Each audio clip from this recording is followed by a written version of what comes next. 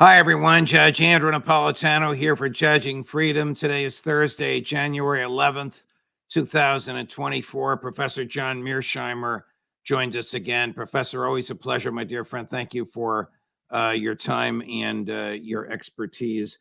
I want to talk to you about the case in The Hague of South Africa's application against the government of Israel alleging genocide. But before we do, just a little pick your brain time on background. Is Prime Minister Netanyahu in control of his own government, or is he a tool or a puppet of the extremist members of his coalition who, if they left, would deprive him of a majority in the Knesset? Well, I don't think it would be fair to call him a puppet of anyone. He's a very powerful individual. He's formed an alliance of convenience or a marriage of convenience with a handful of extremely right-wing individuals who are now ministers, as you say, in his government. And I think that he basically agrees with what they want. I think that they're all interested in ethnically cleansing Gaza and eventually ethnically cleansing the West Bank. But tremendous pressure appears to be being brought to bear on Netanyahu by the Biden administration. And I think this court case is adding to that pressure. So he is now saying, Netanyahu is, that there'll be no ethnic cleansing and there'll be no permanent Israeli settlements or permanent Israeli troops in Gaza, that we are in effect going to get out. Of course, as he is saying that, the far-right ministers are in effect saying the opposite, which makes him look weak. But he has no choice at this point. Politico reports that he's been saying to Secretary Blinken, I don't know how they know this unless somebody overheard it. I have this coalition. My hands are tied. It's not me. It's the coalition, Tony. There's not much I can do about it. Does that make sense to you? Well, I think that his hands are tied and that he can't shut the coalition, the far right members of the coalition up like he probably would like to do at this point in time, just for tactical reasons. But as I said, I think that, there's very little daylight between him and those far right ministers on how to deal with the Palestinians. The problem that Netanyahu faces at this point in time is that the Biden administration is taking tremendous heat, and the Biden administration is beginning to lean on him. And he can resist up to a certain point, but then he's got to make some concessions. And furthermore, this whole business of the International Court of Justice is a real problem for Israel. This is a very visible case. All sorts of people are watching it, and Israel is getting hammered. So he has to think all the time about how he can protect Israel's reputation. And that means he has to change his rhetoric somewhat. Right. But he may change his rhetoric, but those far-right ministers, I think they're constitutionally incapable of changing their rhetoric. Right. Correct me if I'm wrong. I'm reading what you have written and what you have said here and elsewhere. For the first 2 months of this war, you were of the view that what was going on in Gaza was a war crime. You're now of the view that it is genocide. Am I right? Yes. And what caused you to come to that dreadful, awful, but in my view, accurate and truthful conclusion? Well, I thought that there was genocidal intent from the beginning. And in fact, if you watch the court proceedings today, the evidence of genocidal intent, as one of the justices said, is chilling, incontrovertible, and overwhelming. So I think there's no question that from the beginning there has been genocidal intent. But if you look at what the Israelis were doing, I think up until the first truce, or the only truce, which I believe was from November 24th to November 30th, I thought their actual conduct in the war fell short of genocide. But then when the truce ended on November 30th and they went back on the offensive on December 1st, it became clear to me very quickly that they were now focusing on the South. And when you looked at what they were doing in the South, it was clear that the actions, I thought, were genocidal in nature. And I would point out to you that up until the truce, they were focusing mainly on the North. And you remember they were pushing many Palestinians from the North, from Gaza City, into the South. So a large number of Palestinians who would have been killed had they stayed in the North went south. But then after December 1st, they turned on the South and they went on a rampage. And there were huge numbers of people from the North, as well as all those people who lived in the South in that area. And the Israelis were hitting them with 2,000-pound bombs, and it was a relentless bombing campaign. And at that point, I said the action that the Israelis were taking against the Palestinians squared with the genocidal intent. And I thought you could make a clear argument that they were waging a genocidal campaign against the Palestinians. I know you watched the proceedings in The Hague today because you told us that you did. But before we run a few clips and I ask you to tell me what you saw, is there a legal definition of genocide that the court will employ and that the public can understand? Well, the South Africans say that there is evidence, of substantial killing of the Palestinian population. They're not killing the whole population. They're killing a substantial part of the population.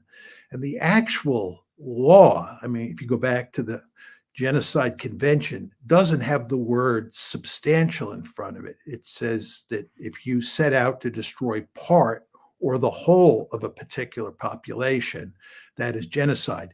But the word part by itself is not a very satisfactory word because part could even include a small part. So what the South Africans have done is added the word substantial, a substantial part. They're not accusing the Israelis of killing all Palestinians in Gaza, just a substantial part. Now, how the court actually interprets that, I don't know. Maybe we'll find out at some point.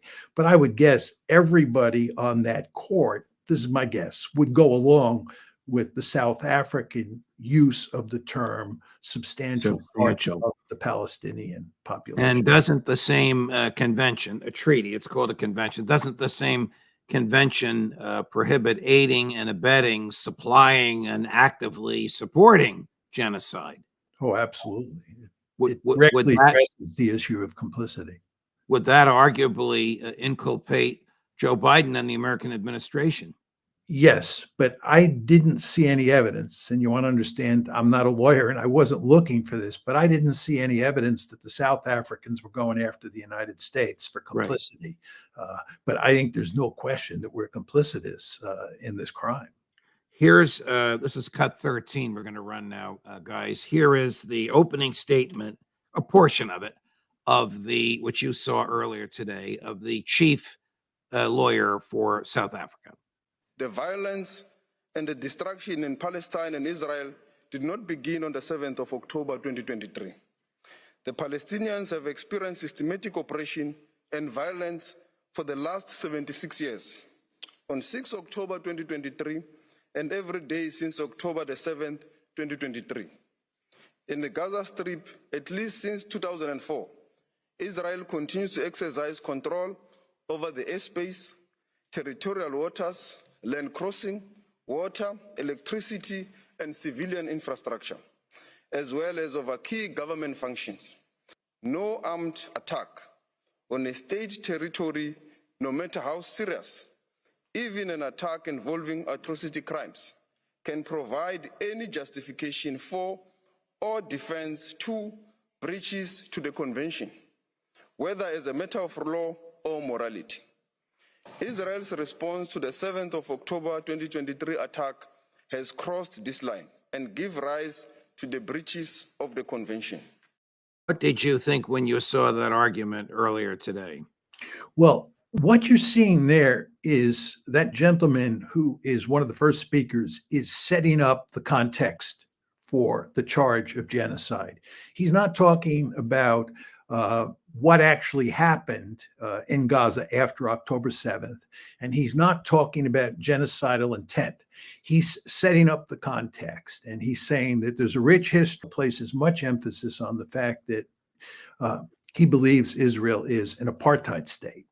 Then the next speaker makes the argument about the Israeli actions in Gaza and makes the case that if you look at what the Israelis are doing, it's genocidal in nature. And then after that comes another speaker who makes the argument for genocidal intent. So just as is the case in the report, you get sort of a 1, 2, 3 punch: context, actions or behavior, and then the question of genocidal intent. We have another one of the lawyers. I don't know if South African lawyers. I don't know if he's the second or the third. And in the midst of his argument, he plays a tape of Israeli IDF soldiers dancing and chanting and celebrating the demise of some neighborhood in Gaza. And he uses that to make an argument of, see, they understood what Prime Minister Netanyahu told them to do, and they carried it out. But I'll let you expand on it. So this is cut number 14. On 7 December 2023, Israeli soldiers proved that they understood the Prime Minister's message to remember what the Amalek has done to you as genocider. They were recorded by journalists dancing and singing. We know our motto: there are no uninvolved, that they obey one commandment, to wipe off the seed of Amalek. The Prime Minister's invocation of Amalek is being used by soldiers to justify the killing of civilians, including children. These are the soldiers repeating the inciting words of their Prime Minister.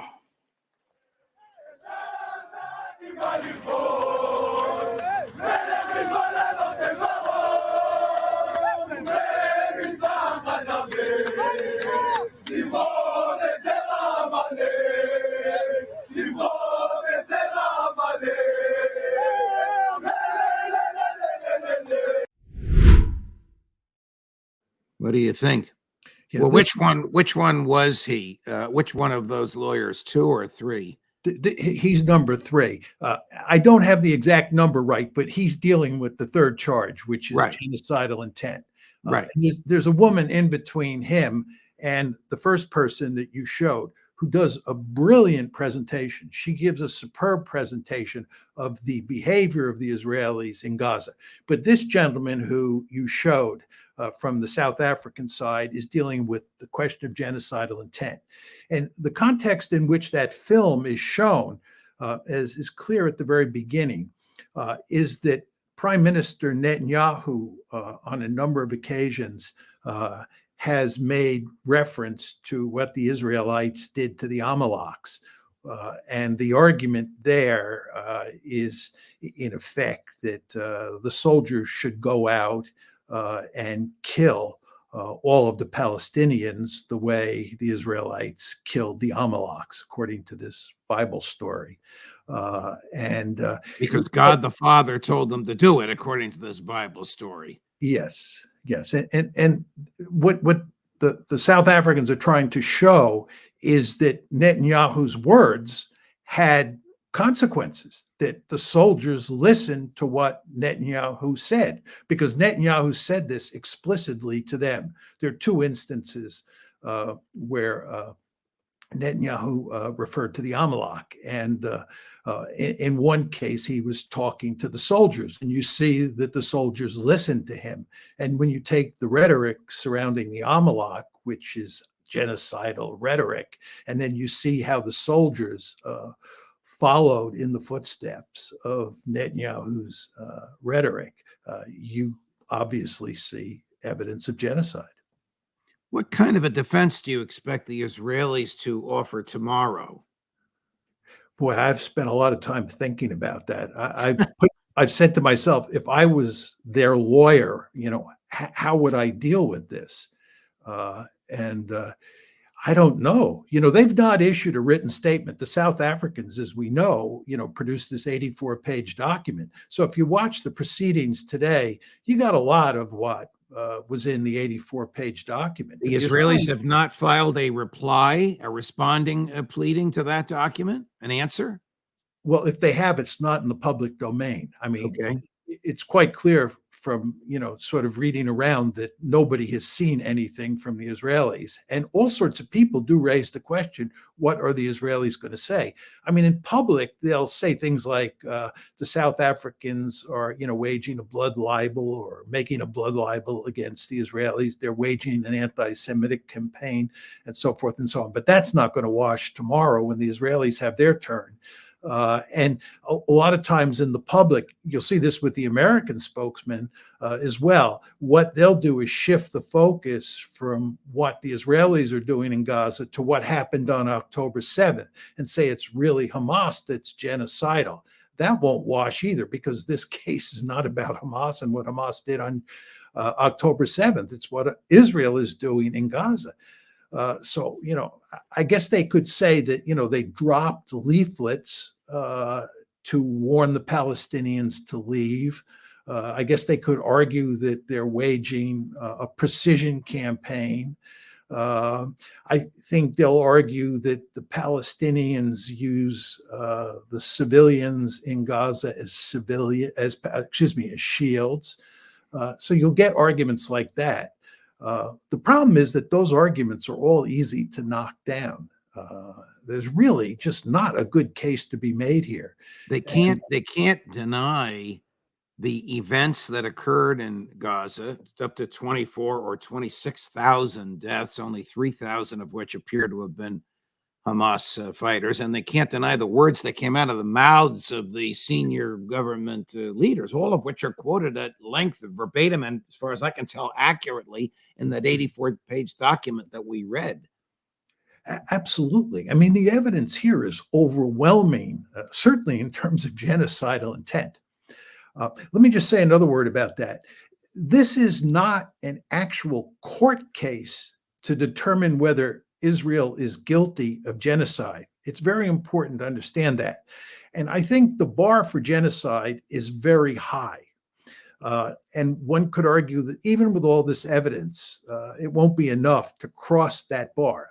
But again, this is not a trial where we're trying to determine, or the court is trying to determine, whether Israel is guilty of genocide. Well, what are they there for? They're there to get an order from the court to tell Israel to cease and desist from its offensive operations in Gaza. And the argument they have to make is that there is sufficient evidence that this is a potential genocide to force the Israelis to, in a sense, stop their military operations in Gaza.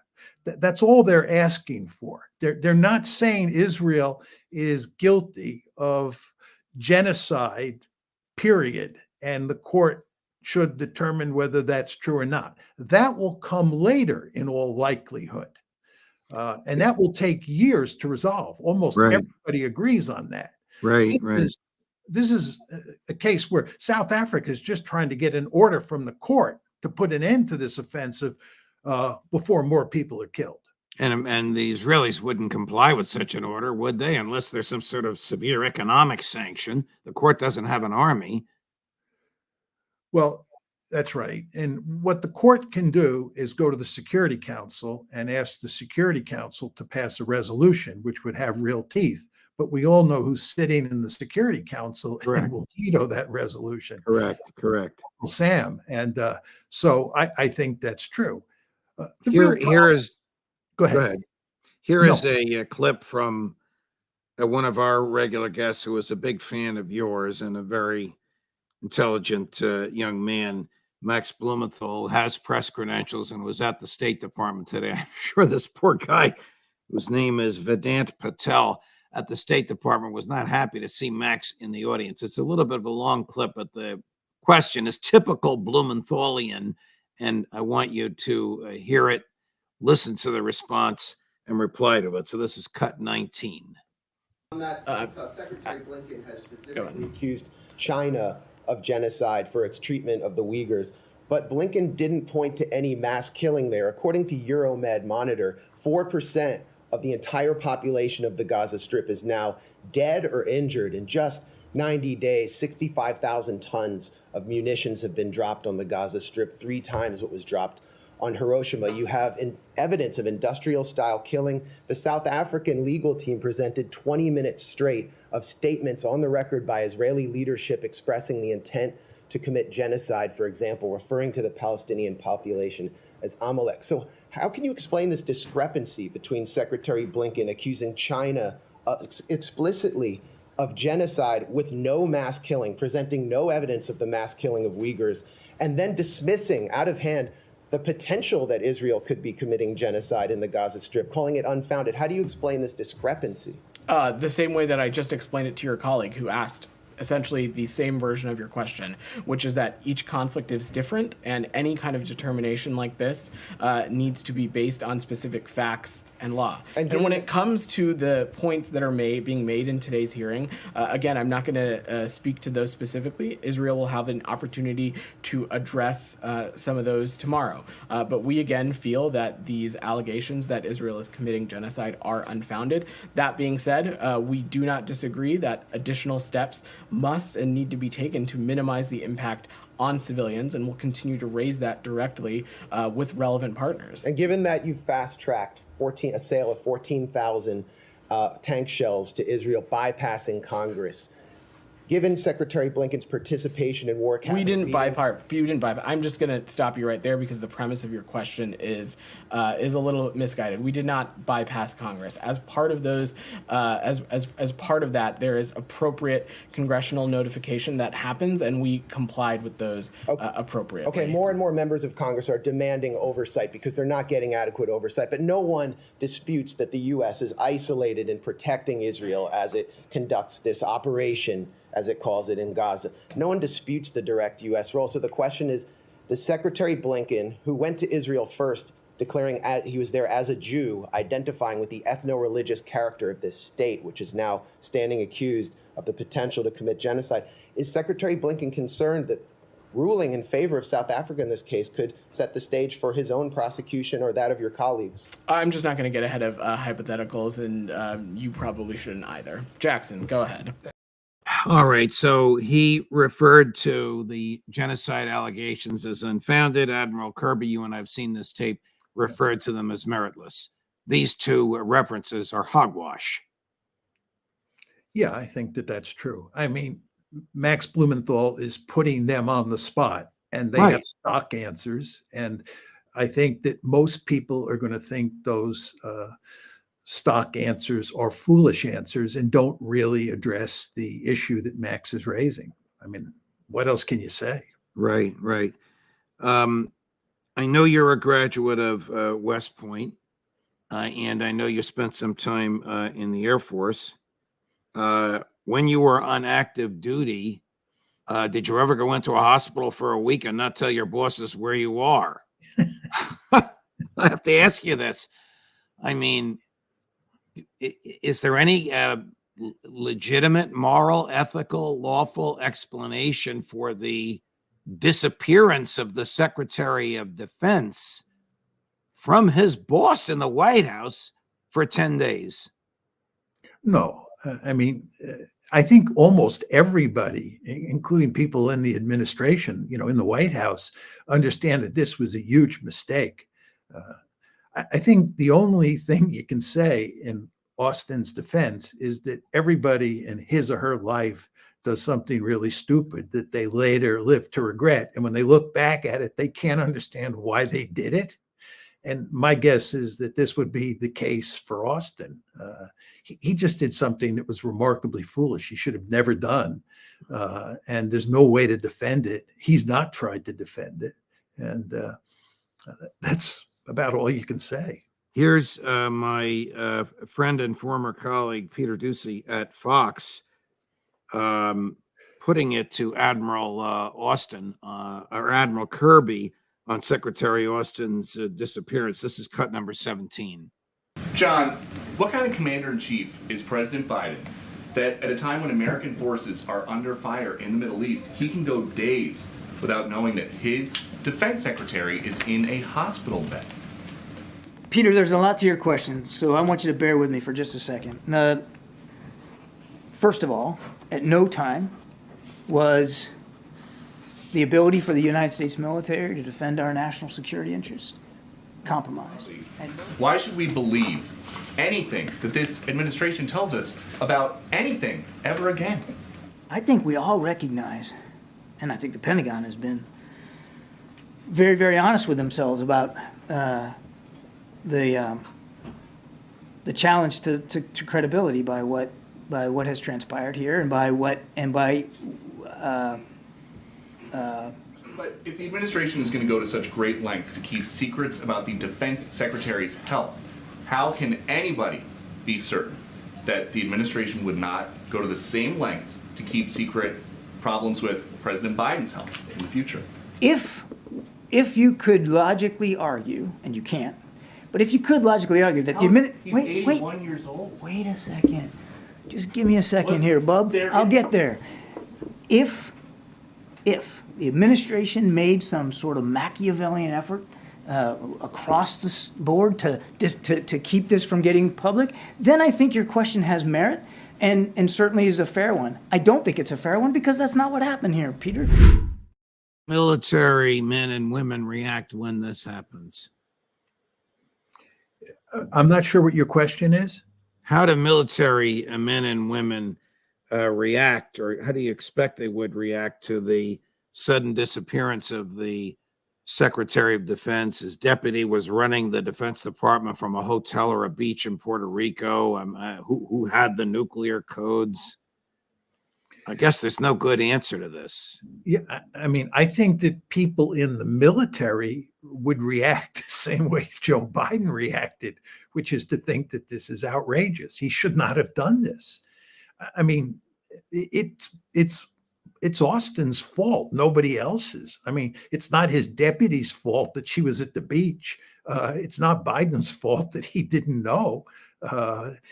Austin just didn't tell anybody. He just decided to go in the hospital and keep, radio silence. And well, can you imagine President Putin not communicating with his Minister of Defense for 10 days and not being curious about it? It is possible. I mean, you just sort of have to know how often they communicate, in which ways do they communicate. I mean, I don't see Biden being at fault in this case, to be honest.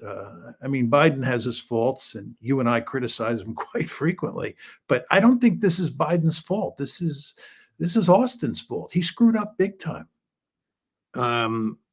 If the International Court of Justice rules that there is genocide and takes us to the Security Council, even if the U.S. vetoes it and Britain abstains, which is what usually happens there when the Security Council is arguably being critical of Israel, will this not put a nail in the coffin of the Israeli PR war internationally? Just to be clear, they're not going to rule that this is or is not genocide. They're going to rule that there is or is not sufficient evidence to think that there is possible genocide. You saw this reflected in Max Blumenthal's comments, and then tell the Israelis to cease and desist. But it is very important to understand that this is not a trial dealing with. I wish it were a trial, and I wish the South African lawyers could call Professor John Mearsheimer from the University of Chicago as an expert witness. Well, the problem is, if it was a trial, it would take a couple of years to resolve. Probably. In the meantime, many more Palestinians would die, right? So the reason that you have this expedited format is to stop the killing as quickly as possible. All right, the court is not going to stop the killing, and the Security Council is not going to stop the killing. However, if the court favors South Africa and says it's a credible charge, and goes to the Security Council, and the Security Council sustains the likely American veto. I'm modifying my question in light of your correction of my misunderstanding of what the court would do. Will this not be a nail in the coffin to the Israeli PR war?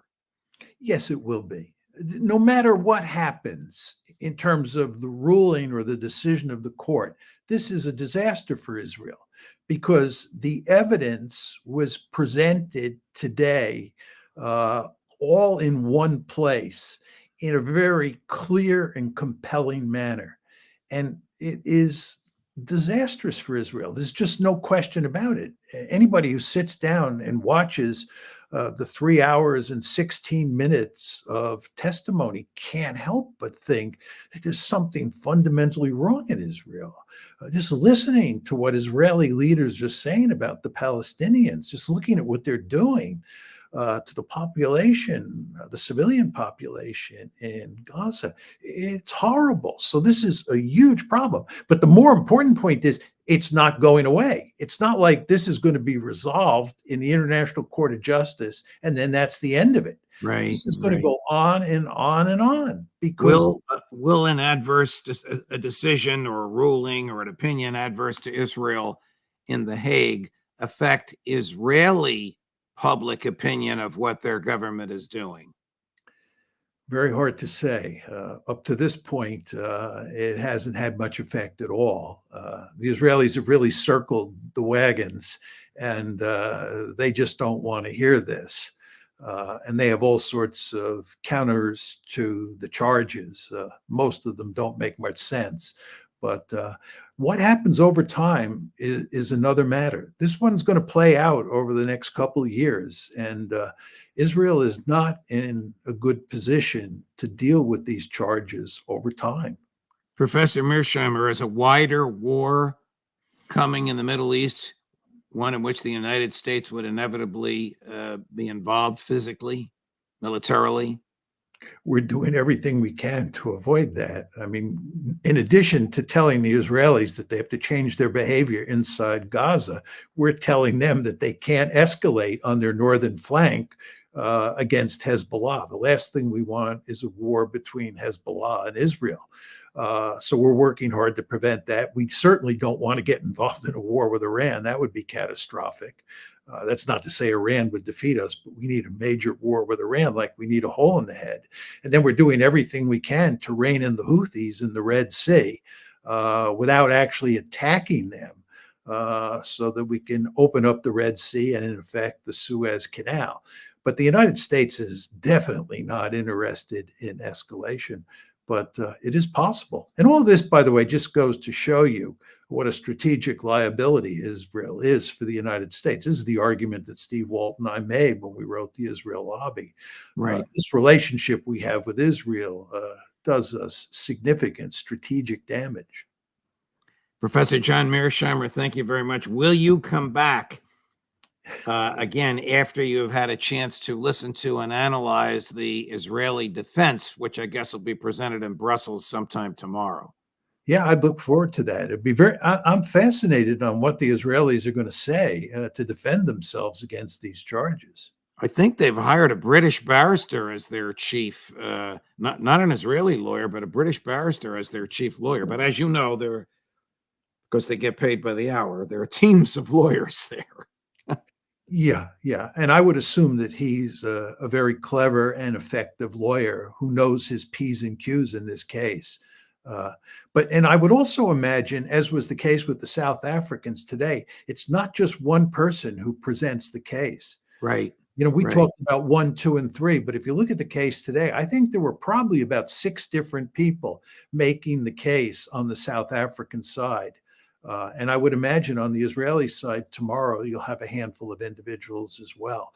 And a lot depends on how effective each one of those individuals is. Okay. We may email you and ask you, I don't expect you to say it on air, the best place from which to watch all of this. But Professor, thank you for your time.